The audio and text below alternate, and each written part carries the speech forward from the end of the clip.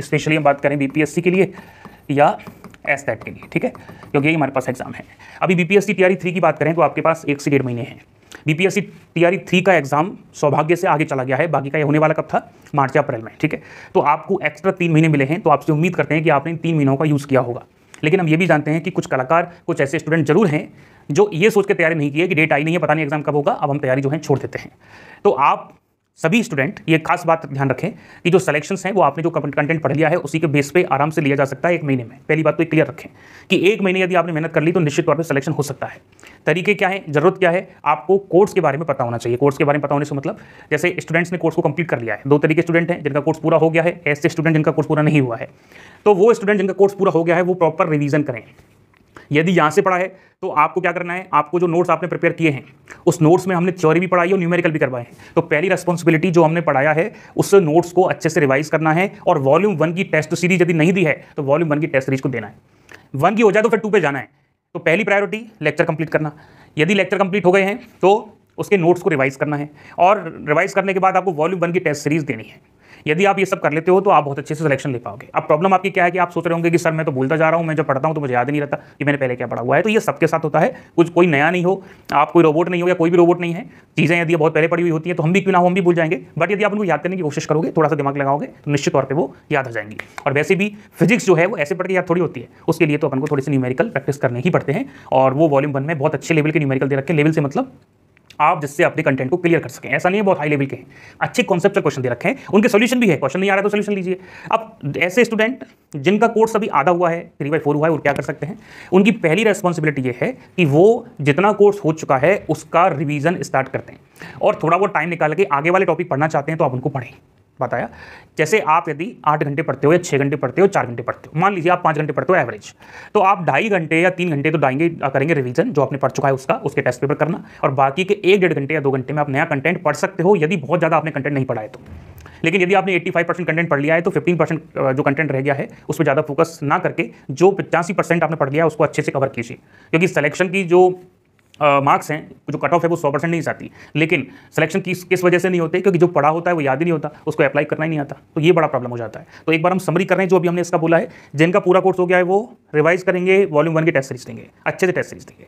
जिनका पूरा सिलेबस नहीं हुआ है वो जितना सिलेबस हो गया उसको रिवाइज करेंगे और धीरे धीरे आगे बढ़ते रहेंगे। वॉल्यूम 1 की टेस्ट सीरीज रिवीजन के टाइम पे देनी है, दोनों को देनी है, ठीक है। अब बात करते हैं कि टेस्ट सीरीज देते वक्त क्या याद रखना है। टेस्ट सीरीज जब भी आप दो तो काफ़ी सारे स्टूडेंट्स को डर लगता है टेस्ट देने से, और यही चीज़ जो है हम कई बार बोले हैं कि टेस्ट जितनी ज़्यादा दोगे उतना ज़्यादा सिलेक्शन होगा। टेस्ट ओपन करने से डर इसलिए लगता है कि सर हमने टेस्ट ओपन किया, भले हमने कंटेंट पढ़ लिया, रिवीजन कर लिया, पर हमको डर है कि नंबर कम ना आ जाए, रैंक कम ना आ जाए, और ये जो डर है वो हमेशा टेस्ट देने से दूर भगाता है। यही डर आपको डिस्क्वालिफिकेशन की तरफ ले जाएगा या आपको सिलेक्शन से दूर ले जाएगा। तो आपकी जिम्मेदारी है कि यूनिट 1 वॉल्यूम 1 के जो यूनिट टेस्ट हैं उनको आप अच्छे से कंप्लीट करें। टेस्ट में आप अंदर चालू कर लें, आप बिल्कुल इस मानसिकता के साथ ना दें स्टार्टिंग में कि टेस्ट दे रहा हूं, आप इस मानसिकता के साथ दें कि मैं टेस्ट में जो क्वेश्चंस हैं उनको सॉल्व करना चाहता हूं, ठीक है। आप उन क्वेश्चंस को धीरे धीरे सॉल्व कीजिए। हो सकता है कि उस वॉल्यूम 1 के टेस्ट में, पहले टेस्ट में आपका 1 भी नंबर ना आए, हो सकता है कि आपके नंबर 5 आए, हो सकता है आपका नंबर 10 आए, हो सकता है 5 आए, 3 आए, 2 आए, तो आपको लोड नहीं लेना है, क्योंकि कोई भी व्यक्ति पहला टेस्ट देता है ना तो उसके नंबर इतने ही आते हैं। कोई भी क्यों ना हो, कितना भी बड़ा साइंटिस्ट लिया, जिसने पहला टेस्ट दिया होगा उसके नंबर इतने ही आए होंगे, क्योंकि टेस्ट देना अपने आप में बहुत बड़ी आर्ट है, कला है। तो आपको उस कला को तैयार करना है, इसलिए हमने टेस्ट जो है वो 20 नहीं रखे, 34 रखे हैं। आप आराम से दीजिए, ठीक है। तो आप टेस्ट दोगे, टेस्ट देने के बाद आपकी जिम्मेदारी डबल चालू हो जाती है कि जो टेस्ट में क्वेश्चन गलत हुए, नहीं हुए, समझ नहीं आए, उन क्वेश्चन के साथ रुकना है और ये देखना है कि वो जो क्वेश्चन हैं वो क्यों नहीं हुए, वो टेस्ट पेपर के जो क्वेश्चन उसमें कौन सा फॉर्मूला में नहीं लगा पाया, कौन सा फॉर्मूला किस तरीके से यूज होता है, क्या उसका सॉल्यूशन कर रखा है। तो इस सारी चीज़ें ऑब्जर्व कीजिए, तब जाके आपको क्लैरिटी आएगी कि उस टॉपिक से क्वेश्चन इस तरीके से बन रहे हैं, उस टॉपिक को या उस फॉर्मूले को यूज इस तरीके से करना होता है, इस तरीके से कैलकुलेशन करनी होती है। एग्जाम पेपर में हम कैलकुलेशन में मिस्टेक बहुत करते हैं, तो कैलकुलेशन मिस्टेक कैसे चेक होगी, बोर्ड पे तो हम पूरी कैलकुलेशन करते हैं, तो आप एज इट इज उसको कर लेते हो। सेल्फ कब करोगे, जब आप टेस्ट दोगे। तो टेस्ट दीजिए, वो बहुत जरूरी है। कोई भी स्टूडेंट लोड बिल्कुल ना ले, वो बिहार की तैयारी में तो लोड लेना ही नहीं है। टीआरई 3 दोगे तुरंत टीआरई 4 आ रही है, एस्टेट दोगे फिर नेक्स्ट एक्सेट और आ रही है। सोचो कोई टेंशन ही नहीं है, फिर मौका मिल रहा है। लेकिन ये नहीं है कि आप इसमें लापरवाही करें। आराम से हमारी एक स्टेटमेंट को बार बार आप रिपीट करते रहिएगा कि 1 महीने में यदि 2-3 घंटे रेगुलर भी पढ़ते रहे ना तो सिलेक्शन हो जाएगा। हम तो चाहते हैं कि आप ज़्यादा पढ़ाई करें, बट यदि आप कोई खास रेस्पॉन्सिबिलिटी या जिम्मेदारियों का निर्वहन कर रहे हैं या परिवार की बहुत खास जिम्मेदारी आपके ऊपर है, तो कम से कम 3-4 घंटे आप पढ़ने के लिए निकालें।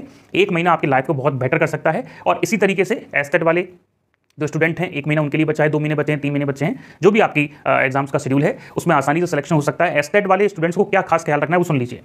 जो एस्टेट वाले स्टूडेंट हैं वो ये बात ध्यान रखें कि इस एग्जाम में पूरा सिलेबस करना, पूरे सिलेबस को याद करना, पूरे सिलेबस की न्यूमेरिकल करना, यदि टाइम नहीं है तो जरूरी नहीं है। टाइम आपके पास है 6 महीने, माना सितंबर वाले एस्टेट की तैयारी कर रहे हो तो पूरा कोर्स करो। बट यदि आपका कोर्स नहीं हुआ है या कम हुआ है, या आप जो है वो मई जून में 1 महीने बाद 1.5 महीने बाद जो एस्टेट होने वाला है उसकी तैयारी कर रहे हैं, तो आपकी जिम्मेदारी पूरे कोर्स को रिवाइज करने की या कंप्लीट करने की थोड़ी सी कम हो जाती है। हालांकि टीचर होते हुए ये बात हमको नहीं बोलनी चाहिए, क्योंकि टीचर की जिम्मेदारी पूरा कोर्स कराना है और पूरा कोर्स कराए हैं। बट आपको अपना मान के वो एक सॉल्यूशन दे रहे हैं कि एस्टेट एक क्वालिफाइंग एग्जाम है जिसमें एक लिमिट में आपको कैटेगरी वाइज नंबर लाने हैं। जनरल कैटेगरी है तो उसको 50% नंबर लाने शायद, है ना, डेटा देख लीजिए एक बार। और यदि कोई दूसरी कैटेगरी है तो थोड़ा कम क्राइटेरिया है, तो आप आसानी से उस क्राइटेरिया तक पहुंचने की कोशिश करें। अब ये मत सोचिएगा कि सर हमको बचपन से सिखाया गया है कि आप 90% का सोचोगे तब 80 बनेगी। ये कॉम्पिटेटिव एग्जाम है, इसमें प्रेशर हैंडलिंग सबसे इंपॉर्टेंट है। आप यदि इस प्रेशर के साथ एग्जाम पेपर दे रहे हो कि मैंने तो सिलेबस पढ़ा ही नहीं है, मेरा सिलेबस तो 60% ही हुआ था, 40% तो मैं पढ़ के ही नहीं आया, तो मेरा सिलेक्शन कैसे होगा? होगा भी नहीं। ये सोच के जाना है कि भाई यदि 70% सिलेबस भी हो गया तो मुझे अच्छे से रिवाइज करना है, अच्छे से प्रैक्टिस करनी है, वॉल्यूम 1 के टेस्ट देने हैं, और यदि टाइम बचा तो वॉल्यूम 2 के भी देने हैं, और पेपर में चले जाना है। तो चांसेस बहुत अच्छे हैं, क्योंकि थ्योरेटिकल क्वेश्चन भी आते हैं, छोटे न्यूमेरिकल भी आते हैं। बहुत बड़े कॉन्सेप्ट वाले क्वेश्चन मत करना प्रैक्टिस में। कई सारे हमारे पास फोन आते हैं कि सर मैं IIT JEE की उस बुक को सॉल्व कर रहा हूँ, या नीट की खास तरीके के क्वेश्चन को कर रहा हूँ। अरे उस क्वेश्चन को करने में वैसे 10 मिनट लग जा रहे हैं, 8 मिनट लग जा रहे हैं, 5 मिनट लग जा रहे हैं, तो उस एग्जाम पेपर में कैसे करोगे? एग्जाम पेपर में वही क्वेश्चन होंगे जो 1-2 मिनट या 3 मिनट में हो सकते हैं। तो आपको प्रैक्टिस जो है बहुत ज़्यादा कॉम्प्लिकेटेड क्वेश्चन की नहीं करनी है। यदि टेस्ट सीरीज में कोई ऐसा क्वेश्चन आ जाता है जो बहुत लेंदी है, क्योंकि हमको तो सारे देने पड़ते हैं, बट यदि कोई क्वेश्चन ऐसा आ जाता है जो लेंदी है तो उसको आप बिल्कुल सॉल्व ना करें। तो एस्टेट वाले स्टूडेंट क्या ध्यान रखेंगे? यदि जिनका पूरा कोर्स हो गया है एस्टेट में, वो रिवीजन चालू करें और टेस्ट सीरीज चालू करें। टेस्ट सीरीज 1 दे ली है तो 2 चालू करें, 2 दे लिया तो फुल लेंथ चालू करें। जो ऐसे स्टूडेंट जिनका एस्टेट का पूरा सिलेबस नहीं हुआ है, आप तैयारी करना चाहते हैं, तो वो क्या करेंगे?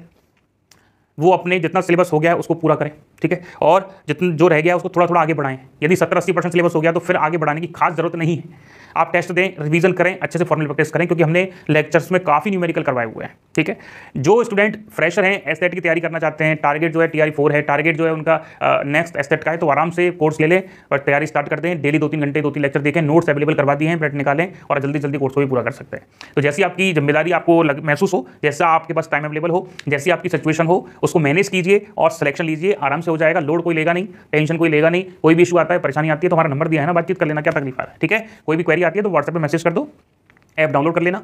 कई सारा कंटेंट जो है यूट्यूब पे आपको फ्री ऑफ कॉस्ट अवेलेबल है, तो यूट्यूब पे कंटेंट भी आप देख सकते हो। कई सारे टॉपिक के जो लेक्चर्स है वो प्रोवाइड किए हुए हैं, ठीक है। तो थैंक यू सो मच हमें सुनने के लिए।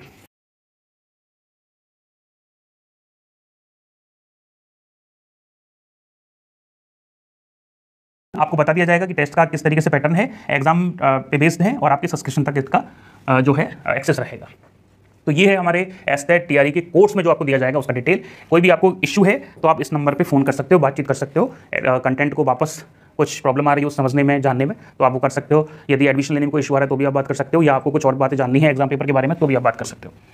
ये है हमारी टेस्ट सीरीज का वॉल्यूम 1, 2, 3। हमने कहा कि वॉल्यूम 1 जो है ना, ये एस्टेट के लिए भी, ठीक है, एस्टेट के लिए भी है और अभी BPSC के लिए भी है, लेकिन हमने डेमो के तौर पे BPSC का ले लिया है।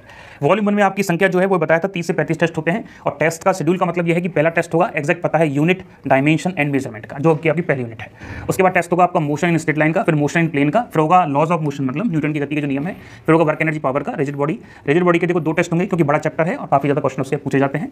ग्रेविटेशन जो हमारा गुरुत्वाकर्षण है उसका टेस्ट होगा, फिर हम होगा मैकेनिकल प्रॉपर्टी ऑफ मैटर या सॉलिड, मतलब इलास्टिसिटी और फ्लूइड मैकेनिक्स का, फिर हम लेंगे thermal property of matter, thermodynamics, perfect gas, kinetic energy, oscillations and wave के 3 टेस्ट हैं। क्योंकि ये जो SHM है और ये जो वेव है वो टॉपिक भी काफ़ी लंबा है और इंपॉर्टेंट भी है और लोगों को थोड़ा सा कठिन भी लगता है, तो टेस्ट पेपर ज़्यादा है। इलेक्ट्रिक चार्ज जो विद्युत क्षेत्र वाला टॉपिक है, ये है विद्युत विभव वाला टॉपिक। करंट इलेक्ट्रिसिटी के 2 टेस्ट हैं, जिसमें कूलम का नियम, ओम का नियम, जिसमें करंट के बारे में, जिसमें जो हमारे लॉज हैं KCL, KVL, किरचॉफ के लॉ, ये सारे जो इसमें अवेलेबल हैं। रेजिस्टेंस के बारे में, करंट इलेक्ट्रिसिटी के कितने टेस्ट होंगे? 2। ये मैग्नेटिक फील्ड के बारे में, ये मैग्नेटिक फील्ड एंड मैटर, मतलब जो हमारे चुंबकीय पदार्थ हैं, लो चुंबकीय, अनुचुंबकीय, उन सब के बारे में। यह है EMI, इलेक्ट्रोमैग्नेटिक इंडक्शन, ठीक है, और यह है AC करंट, आप जानते हैं। यह है इलेक्ट्रोमैग्नेटिक वेव, EM वेव। फिर रे ऑप्टिक्स आ गई, जिसके 2 टेस्ट होंगे। वेव ऑप्टिक्स आ गई, तरंग प्रकाश की, ड्यूल नेचर, जो प्रकाश विद्युत प्रभाव, उसके 2 टेस्ट हैं। एटम, परमाणु, न्यूक्लियाई, सेमीकंडक्टर। तो ये आपकी यूनिट के अकॉर्डिंग टेस्ट है। अब देखो, इसको मिक्स करके वॉल्यूम 2 लिया जाएगा। इसमें हमने क्या किया है, ये कह दिया है कि मिक्स किए गए टेस्ट कौन कौन से, 1, 2, 3, 4, मतलब 1, 2, 3, 4, इन चारों टॉपिकों को आपको पढ़ना है और पहला टेस्ट देना है। फिर आपको 5, 6, 7, 8, 9, 10 इन टॉपिकों को पढ़ना है, ये वाले 10 तक, और ये दूसरा टेस्ट देना है। फिर आपको 11, 12, 13, 14, 15 टॉपिक पढ़ने, तीसरा टेस्ट देना है। फिर आपको लास्ट वाला टॉपिक पढ़ने, फ्री टेस्ट देना है। फिर आपको 34 तक सारे टेस्ट पढ़ने हैं, मतलब ये टॉपिक कंप्लीट करने हैं, फिर आपको छठवां टेस्ट होगा। अब फिर हमने टेस्ट लगा दिए हैं unit and measurement, vector, electrostatics. अब देखो एक टॉपिक ले लिया है 11वीं क्लास का, मतलब यूनिट फर्स्ट, और दूसरा टॉपिक ले लिया है इलेक्ट्रिक चार्ज का। तो 11वीं 12वीं मिला के आपके टेस्ट हमने बना दिए हैं। अब ये कह रहा है कि कंप्लीट टेस्ट होगा 7, 8 और 9 का। 7, 8, 9 का मतलब क्या है, ये 7वां टेस्ट जिसके टॉपिक है यूनिट मेजरमेंट, वेक्टर, इलेक्ट्रोस्टैटिक्स। 8वां जिसके टॉपिक है स्ट्रेट लाइन, करंट, इलेक्ट्रिसिटी। 9वां जिसके टॉपिक है लॉ ऑफ मोशन, फ्रिक्शन है, इलेक्ट्रिक पोटेंशियल। तो इसमें 11वीं के 3 टॉपिक है, 12वीं के 3 टॉपिक है, इनको मिला के एक टेस्ट होगा। अब आप देख रहे हो किस तरीके से सोच समझ के मिक्सिंग की है कि आप हर तरीके के जो टेस्ट हैं, हर तरीके की जो कंडीशन है उसमें सर्वाइव कर सकें, अच्छे से प्रैक्टिस कर सकें।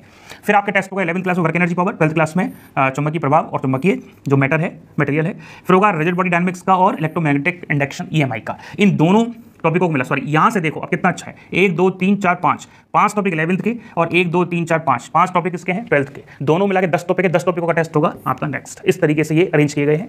फिर आगे और भी मिक्सिंग की हुई है। फिर आप देखिए और भी हमने मिक्सिंग कर दी है टॉपिक्स की। तो ये टॉपिक के नाम लिखे हुए हैं, किस किस का टेस्ट होना है।